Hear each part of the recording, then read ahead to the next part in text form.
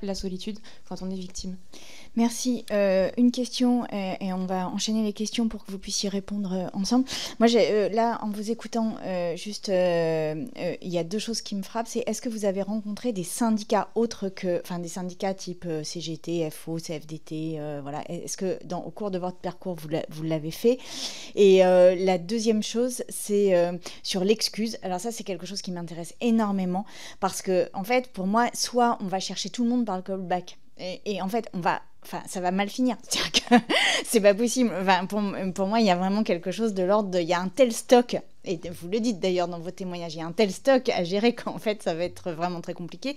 Soit on trouve les moyens de reconnaître ce qui s'est passé et de reconnaître sa responsabilité et de passer à une autre étape qui est que maintenant, il y a tolérance zéro à partir de maintenant, mais qu'on reconnaît qu'il n'y a pas eu tolérance zéro avant et qu'on reconnaisse que les témoignages des victimes. Et donc, j'aimerais savoir si vous aviez réfléchi à ça et si pour vous ça peut être une piste d'avancée du mouvement MeToo, parce que je pense que le mouvement MeToo ne s'arrête jamais, mais en même temps il n'est pas reconnu encore, je pense, à sa juste valeur et pour ce qu'il est, notamment parce qu'il y a toujours cette espèce de réticence de et ce qui s'est passé avant, comment on va gérer ce qui s'est passé avant. Monsieur le rapporteur. Rebondir sur ce que vous venez de dire sur les excuses. Il y a un terme qui est un terme de la langue française qui marche très bien, c'est faire amende honorable. Et je crois que c'est un vrai sujet et c'est un sujet qui, pour la société, est aussi important. On doit se dire aujourd'hui, je crois que la société doit changer, mais on doit aussi... Enfin, des attitudes devront être jugées aussi à l'aune du changement, mais les gens auront le droit de faire amende honorable. Et je crois qu'il faut accepter que des gens, dans une autre époque, et se sont comportés différemment. Alors évidemment, il y a des matières criminelles et il y a des sujets qui sont criminels, c'est différent. Mais il y a aussi des attitudes qui étaient des attitudes d'un temps, et je crois qu'il ne faudra pas, et moi je souligne cette idée de ne pas... On ne pourra pas... la société devra s'apaiser et devra y avoir quelque chose de l'ordre de l'amende honorable. Voilà. Je voulais juste poser la question à Madame, plutôt une demande à Amandine Lac et Noémie Luciani. Vous avez fait une enquête, vous avez eu du mal à la publier, je crois que vous l'avez publiée par les réseaux sociaux. Même pas? Pas. Moi, je voulais savoir si cette enquête, on pourrait en avoir un certain nombre de, peut-être pas tout, mais on l'utiliserait. Ça me semble assez intéressant. Et j'aimerais bien aussi, parce que voir les propositions que vous avez pu faire par rapport au milieu de la critique et au milieu de la culture en général, et nous transmettre également, même si je pense qu'on pourra les retrouver, les propositions qui ont été faites par le syndicat de la critique, parce que justement là, pour le coup, il y a quelque chose qui me semble être de l'amende honorable, avec le fait en plus de faire des propositions qui font avancer les choses. Merci. Oui, si Madame Le Roc, pardon. Si je peux me permettre, effectivement, c'est une très bonne idée, cette idée d'amende honorable, de pardon quelque part, à condition. Oui, à condition que les affaires les plus graves soient traitées, c'est-à-dire, laissez-moi finir. Je vous parle d'Alain Sard, bien sûr, qui est l'affaire Weinstein française, d'accord? Donc il y a tout un réseau, il y a une racine noire à décrocher, à arracher autour de cet homme, Alain Sard. Il y a tout un réseau de directeurs de casting, d'agents, de réalisateurs. Il me semble que Jacques Doyon est dans cette structure-là. Stéphane Fuenquinos, peut-être aussi. Je ne fais pas d'accusation, je montre juste qu'ils étaient sur le parcours qui m'a mené dans la production d'Alain Sard. Et cette relaxation, donc dans les années 2000, hein, il y avait De Niro dans l'affaire, hein, c'était sur le film Ronin.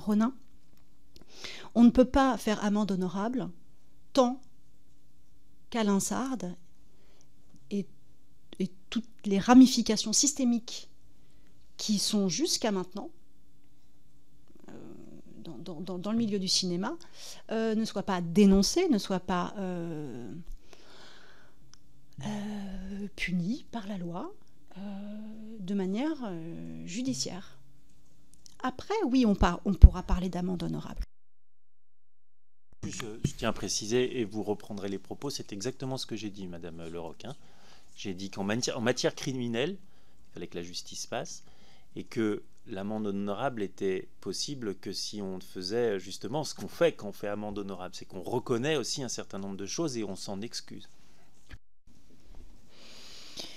Et puis, ce qui doit tomber sous le coup de la justice tombe sous le coup de la justice. Hein. Enfin, je veux dire, la question n'est pas là. La question est, pour moi, autour des organisations qui ont couvert. Et ça, je pense qu'aujourd'hui, il y a vraiment quelque chose d'impossible à mettre sur la table parce que en fait, vous pouvez vous porter plainte contre la personne qui a fait l'acte. Madame Porcel, vous en êtes le meilleur exemple. Donc, contre la personne. Mais vous ne pouvez pas porter plainte contre toute l'organisation du milieu littéraire, audiovisuel, etc. Et donc, il y a vraiment besoin d'avoir aussi cette parole-là, parce que sinon, on restreint le problème à 2 individus, ce qui n'est pas vrai en réalité, ce qui n'est pas vrai. Donc là, il y a quand même quelque chose à travailler de cet ordre-là, dont je n'ai pas encore la réponse là-dessus, et j'y réfléchis intensément, mais pour moi, on arrivera à passer un cap que si on arrive à ça, je pense. Voilà.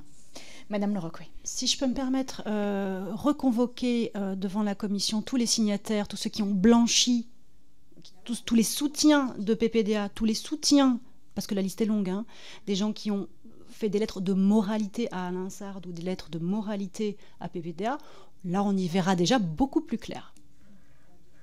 Ou à Depardieu, ou à d'autres. Bien, je vous propose qu'on en arrête là. Je vous remercie chaleureusement pour... c'est la fin de l'audition. Je vous remercie chaleureusement pour le temps et le courage de vos paroles, la puissance aussi qu'elles ont.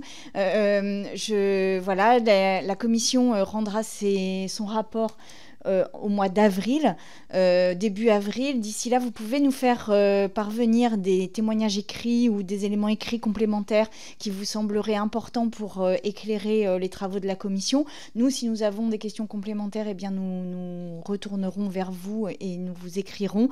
Et merci vraiment du temps passé. Nous continuons ces auditions jusque encore fin janvier, début février. Et je suis sûre qu'il y aura encore plein d'émotions et surtout beaucoup de questions à poser à plein d'autres champs. Merci beaucoup à vous.